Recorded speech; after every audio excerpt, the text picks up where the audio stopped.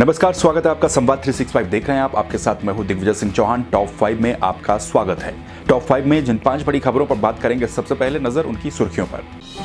उत्तराखंड में कांवड़ यात्रा पर रोक बरकरार। सीएम पुष्कर सिंह धामी की अध्यक्षता में हाई लेवल मीटिंग के बाद लिया गया फैसला। कोरोना की तीसरी लहर को देखते हुए रोक। उत्तराखंड में बारिश और भूस्खलन से कई सड़कें हुई बंद। नदी नाले उफान पर, पहाड़ों में जनजीवन हुआ अस्त व्यस्त। कांग्रेस में पार्टी के प्रदेश अध्यक्ष पर फंसा पेंच। राहुल गांधी ने की वरिष्ठ नेताओं के साथ चर्चा। 2-3 दिन में स्थिति स्पष्ट होने के आसार। अपनी मांगों को लेकर रोडवेज संयुक्त कर्मचारी परिषद की वार्ता विफल। आज रात से हड़ताल पर जाएंगे रोडवेज कर्मचारी। बसों का संचालन हो सकता है प्रभावित। मुख्यमंत्री पुष्कर सिंह धामी ने अधिकारियों को दिए निर्देश। 15 अगस्त तक विकास योजनाओं के शासन आदेश निकालें। वित्तीय और प्रशासनिक मंजूरी जारी करें। चलिए, टॉप 5 में आज सबसे पहले बात करेंगे अपनी टॉप स्टोरी में कांवड़ यात्रा को लेकर। उत्तराखंड को देवभूमि कहा जाता है और हरिद्वार में हर साल हरिद्वार, ऋषिकेश, नीलकंठ, इन तमाम जगहों पर बड़ी संख्या में कांवड़िए दूसरे प्रदेशों से आते हैं। शिव के भक्त उत्तराखंड में आते हैं, यहाँ से गंगा जल लेकर के जाते हैं। लेकिन पिछले साल और इस साल भी कोरोना का असर कांवड़ यात्रा पर साफ तौर पर देखने को मिला है। कांवड़ यात्रा पिछले साल रोक दी गई थी, तो वहीं इस साल संशय कल तक ये बरकरार था कि क्या उत्तराखंड में कांवड़ यात्रा होगी या नहीं होगी, क्योंकि विशेषज्ञों ने तीसरी लहर की आशंका जताई है। तीसरी लहर के आसार नजर आ रहे हैं और कोरोना का डेल्टा प्लस वेरिएंट भी तेजी के साथ कई जगहों पर फैल रहा है। ऐसे में जो बड़ी गैदरिंग वाले कार्यक्रम हैं, उनसे परहेज करने की सलाह सरकार को लगातार दी जा रही है। इससे पहले हमने देखा था हरिद्वार में महाकुंभ का आयोजन किया गया था, तो उसके बाद तेजी के साथ मामले बढ़े, तेजी के साथ संक्रमण फैला। लेकिन अब कांवड़ यात्रा को लेकर सरकार पहले से ही डिफेंस मोड में नजर आई और कल इस पर पूरी स्थिति स्पष्ट कर दी गई। दरअसल मुख्यमंत्री की अध्यक्षता में एक हाई लेवल मीटिंग की गई। इस हाई लेवल मीटिंग में पुलिस के और शासन के कई वरिष्ठ अधिकारी मौजूद रहे।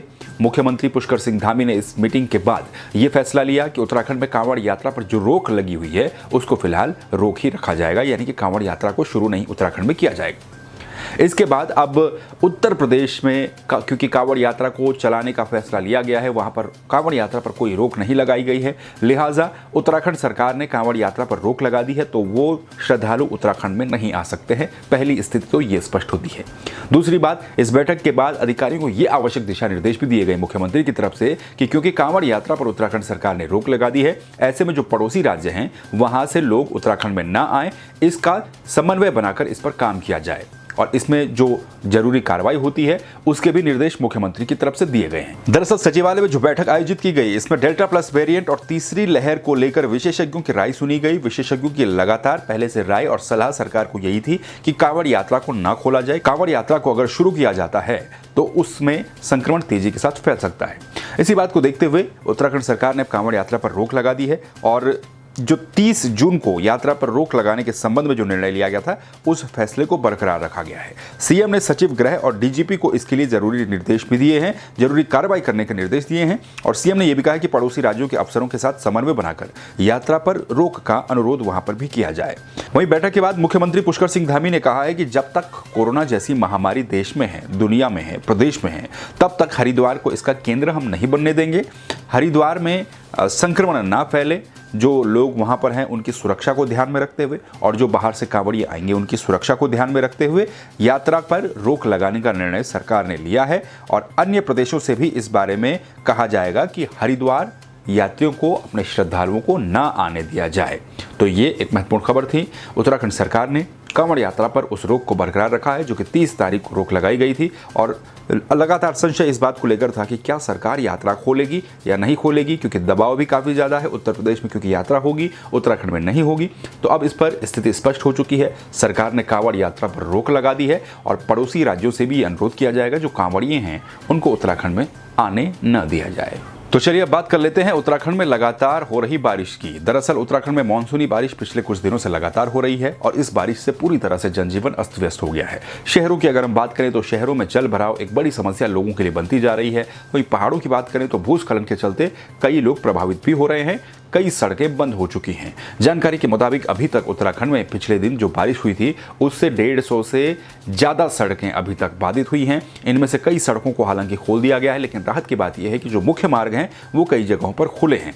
गढ़वाल मंडल में अगर हम बात करें तो चमोली, उत्तरकाशी, रुद्रप्रयाग, टिहरी, इन तमाम जिलों में बारिश के चलते, भूस्खलन के चलते कई लिंक रोड, कई राजमार्ग बंद हुए हैं। तो वहीं कुमाऊं क्षेत्र में भी पिथौरागढ़ में खास तौर पर कई सड़कें भूस्खलन के चलते बंद हुई हैं। भूस्खलन के वीडियोस भी आपने सोशल मीडिया पर काफ़ी सारे देखे होंगे। तो लगातार हो रही बारिश से एक तरफ जहां सड़कें बंद हो गई, कनेक्टिविटी की दिक्कत आ गई, तो वहीं लोगों को भी काफ़ी दिक्कतों का सामना करना पड़ रहा है, क्योंकि कई गाँव ऐसे हैं लगातार जिनकी खबरें हम आपको दिखा रहे हैं। चाहे वो चमोली की हम बात करें, चाहे वो पिथौरागढ़ की हम बात करें।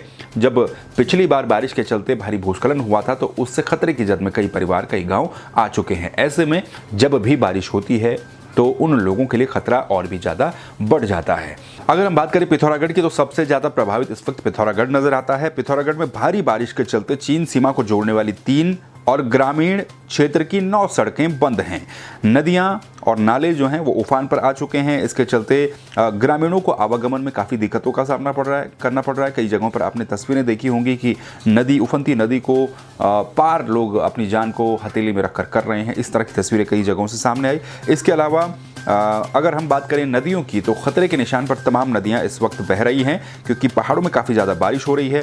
मंगलवार शाम को हरिद्वार में गंगा का जलस्तर 291.70 मीटर है और 294 खतरे का निशान है, यानी कि कुछ ही नीचे खतरे के निशान से गंगा हरिद्वार में बहती हुई नजर आ रही है। इसके अलावा गंगोत्री में अगर हम बात करें तो गंगोत्री हाईवे 7 घंटे तक इस हाईवे पर आवाजाही ठप रही, क्योंकि यहाँ पर डबरानी के पास हाईवे पर भूस्खलन हो गया था, जिसके चलते सड़क पर मलबा आ गया और काफ़ी समय तक ये सड़क बंद रही। इसी तरह से रुद्रप्रयाग में भी जो बद्रीनाथ राष्ट्रीय राजमार्ग है वो परसों भी बंद रहा था, कल भी कुछ समय के लिए बंद रहा था, लेकिन हालांकि उसके बाद उसे खोल दिया गया है। तो बारिश के चलते प्रदेश की कई सड़कें अभी भी बंद हैं। इन सड़कों को खोला जा रहा है, लेकिन लगातार हो रही बारिश और लगातार हो रहा भूस्खलन इसमें रोड़ा बन रहा है। चलिए बात कर लेते हैं कांग्रेस को लेकर। दरअसल कांग्रेस के प्रदेश अध्यक्ष और नेता प्रतिपक्ष को लेकर अभी भी कोई स्थिति स्पष्ट नहीं हो पाई है। लगातार इस बात पर मंथन किया जा रहा है कि कौन नेता प्रतिपक्ष होगा और कौन प्रदेश अध्यक्ष होगा, क्योंकि कांग्रेस में प्रदेश अध्यक्ष को बदलने की मांग उठी है। कांग्रेस में समीकरण कुछ इस तरह से बन रहे हैं कि अगर नेता प्रतिपक्ष का चयन होता है तो फिर प्रदेश अध्यक्ष पर भी चयन किया जाए, और पेच प्रदेश अध्यक्ष को लेकर ही फंसा हुआ है। इसको सुलझाने की कोशिश कांग्रेस आलाकमान की तरफ से लगातार की जा रही है। पिछले दिनों भी हमने आपको दिखाया था कि जो कांग्रेस के उत्तराखंड के नेता है उनका स्पष्ट तौर पर यही कहना है। प्रीतम सिंह से भी जब हमने बातचीत की थी पिछली बार तो उनका साफ तौर पर कहना यही था कि अब जो प्रस्ताव हमने एक पारित किया है उसमें आलाकमान के ऊपर सोनिया गांधी के ऊपर फैसला छोड़ दिया गया है कि वो जिसको भी वो चयनित करें वो सभी को स्वीकार होगा, लेकिन इस पर स्थिति अभी भी स्पष्ट नहीं हो पाई। इसी को लेकर राहुल गांधी ने भी वरिष्ठ नेताओं के साथ बैठक की है। राहुल गांधी ने एक एक करके अलग अलग नेताओं के साथ बैठक की। इसमें हरीश रावत का नाम शामिल है, प्रीतम सिंह का नाम शामिल है, इसके बाद काजी निजामुद्दीन से उन्होंने बैठक की, और इस बैठक के बाद भी हालांकि कुछ चीज़ स्पष्ट नहीं हो पाई।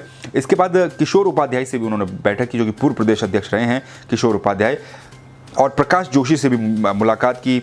इससे पहले देवेंद्र यादव जो उत्तराखंड के प्रभारी कांग्रेस के हैं, हरीश रावत, प्रीतम सिंह, गणेश गोदियाल, नव प्रभात और भुवन कापड़ी, इन तमाम लोगों से मुलाकात की। और ये तमाम नाम वही हैं, चाहे नव प्रभात का नाम हो, भुवन कापड़ी का नाम हो, किशोर उपाध्याय का नाम हो, गणेश गोदियाल का नाम हो, ये सभी नाम वो हैं जो कि इस वक्त दौड़ में बताए जा रहे हैं प्रदेश अध्यक्ष की। अगर प्रीतम सिंह को नेता प्रतिपक्ष बनाया जाता है तो समीकरण ये बैठते हैं कि किसी ब्राह्मण चेहरे को गढ़वाल से प्रदेश अध्यक्ष बनाया जा सकता है, क्योंकि चुनाव संचालन जो समिति होगी, यानी कि जो चेहरा 2022 में होगा वो हरीश रावत का होगा। हरीश रावत के नेतृत्व में वो चुनाव में जाएंगे। तो प्रदेश अध्यक्ष पर अब किसको बिठाया जाए, इस पर कांग्रेस के अंदर अभी भी अंतर्कलह भी है और स्थिति स्पष्ट भी नहीं हो पा रही है। तो फिलहाल जो आसार नजर आते हैं 1-2 दिन में कांग्रेस की तरफ से स्थिति स्पष्ट होने के आसार हैं, क्योंकि इससे पहले पंजाब के चक्कर में उत्तराखंड पर फैसला कांग्रेस का लगातार टलता जा रहा है। ऐसे में उम्मीद ये है कि आने वाले 1-2 दिन में कांग्रेस को उनका प्रदेश अध्यक्ष भी मिल सकता है और नेता प्रतिपक्ष भी मिल सकता है। चलिए बात कर लेते हैं रोडवेज कर्मचारियों की। दरअसल आज रात से रोडवेज के कर्मचारी अपनी हड़ताल पर चले जाएंगे। रोडवेज के कर्मचारियों की कई सारी मांगे हैं, जिनमें वेतन कटौती का फैसला वापस लेने की मांग है और अन्य भी लंबित कई मांगे हैं। इन मांगों को लेकर जो कर्मचारी परिषद है उन्होंने रोडवेज प्रबंधन से मुलाकात की, और ये रोडवेज प्रबंधन से मुलाकात करीब 1 घंटे तक चली, लेकिन उसके बावजूद भी इस मुलाकात में कोई सहमति नहीं बन पाई। अब जब सहमति नहीं बन पाई तो बेमियादी हड़ताल पर रोडवेज के कर्मचारी जो है, कर्मचारी परिषद, वो अडिग हैं। उनका कहना यह है कि अब हड़ताल ही उनके पास एकमात्र रास्ता है और बुधवार मध्य रात्रि से यानी कि आज मध्य रात्रि से ये हड़ताल रोडवेज के कर्मचारियों की शुरू हो जाएगी। रोडवेज के कर्मचारियों के हड़ताल पर चले जाने से जो बसों का आवागमन है या फिर जो बसों का संचालन है वो भी प्रभावित हो सकता है, ऐसे भी आसार नजर आ रहे हैं। मंगलवार को प्रबंधन ने रोडवेज कर्मचारी संयुक्त परिषद से वार्ता की थी, उनको बुलाया गया था। मुख्यालय में ये वार्ता हुई थी। जो MD हैं रोडवेज के अभिषेक रोहिला, उनके सामने मांगे रखी गई थी, लेकिन उसके बावजूद भी मांगों पर कुछ नहीं हो पाया, कोई फाइनल स्थिति नहीं बन पाई। वेतन कटौती का फैसला वापस लेने की मांग है, रोडवेज का राजकीयकरण करने की मांग है, संविदा विशेष श्रेणी कर्मचारियों का वेतन बढ़ाने की मांग है या नियमितीकरण करने की मांग है, बसों को अनुबंध पर नहीं लेने की मांग है, रोडवेज की स्वयं की बसों का 100% संचालन करवाने की मांग है, अधीनस्थ सेवा चयन आयोग से चयनित अभ्यर्थियों को नियुक्ति देने की मांग है। ये तमाम मांगे हैं, लेकिन इन मांगों पर कोई फाइनल डिसीजन नहीं बन पाया, जिसके चलते रोडवेज के कर्मचारी अब हड़ताल पर जाएंगे। तो चलिए बात कर लेते हैं उत्तराखंड में चल रही विकास योजनाओं की और तमाम कामों की। दरअसल कोरोना की पहली और दूसरी लहर में विकास योजनाएं बुरी तरह से प्रभावित हुई हैं, हर जगह पर प्रभावित हुई हैं, उत्तराखंड में भी प्रभावित हुई हैं। ऐसे में अब क्योंकि चुनावी साल भी है और सरकार के सामने डबल काम करने की चुनौती भी है, इसको देखते हुए मुख्यमंत्री पुष्कर सिंह धामी ने अधिकारियों को निर्देश दिए हैं कि 15 अगस्त तक जो योजनाएं हैं उनका शासनादेश निकाल लिया जाए। मुख्यमंत्री ने अधिकारियों को सभी जो योजनाएं हैं, कार्यक्रम है और अन्य काम हैं, जो विकास कार्य हैं, इनके लिए वित्तीय और प्रशासनिक स्वीकृति, प्रशासनिक मंजूरी देने के निर्देश दिए हैं। उन्होंने कहा है कि 15 अगस्त तक इस संबंध में शासनादेश जारी हो जाने चाहिए। जो भी योजनाएं अटकी हुई हैं उनके शासनादेश और उनको वित्तीय स्वीकृति मिल जानी चाहिए। मुख्यमंत्री के निर्देश के बाद अपर मुख्य सचिव मुख्यमंत्री आनंद वर्धन ने सभी अपर सचिवों को, प्रमुख सचिवों को और प्रभारी सचिवों को इस संबंध में एक पत्र जारी कर दिया है। पत्र में 15 अगस्त तक सभी योजनाओं और कार्यक्रमों का जो बजट का प्रावधान है, वित्तीय स्वीकृति उनकी होनी है, प्रशासनिक स्वीकृति उनकी होनी है, उनको मंजूरी देने की बात कही गई है। यानी कि 15 तारीख तक सभी योजनाओं को शासनादेश हो जाए और उनके लिए वित्तीय स्वीकृति, प्रशासनिक स्वीकृति मिल जाए। क्योंकि कोविड काल में विकास की रफ्तार काफी धीमी उत्तराखंड में रही है, विकास कार्य बहुत स्लो गति से हुए हैं, कई योजनाओं को स्वीकृति नहीं मिल पाई, तो वो योजनाएं अटकी हुई हैं और चुनावी साल भी है। ऐसे में चुनावी साल में काम करना भी सरकार के लिए ये चुनौती रहेगी। तो सभी विभागों को ये निर्देश दे दिए गए हैं कि जो भी योजनाएं लंबित हैं 15 अगस्त तक सभी का शासनादेश जारी कर दिया जाए और वित्तीय स्वीकृति उन्हें दे दी जाए। ये थी उत्तराखंड की अभी तक की टॉप 5 खबरें। इन खबरों को लेकर आप क्या सोचते हैं, अपनी राय आप कमेंट करके दे सकते हैं। इसी तरह की खबरों को देखने के लिए संवाद 365 को सब्सक्राइब कर दीजिए, बेल आइकन दबाइए, फेसबुक पर लाइक कर दीजिए, वीडियो शेयर करके दूसरों को भी खबरें दिखाइए। फिर मिलेंगे नई खबरों के साथ, तब तक के लिए नमस्कार।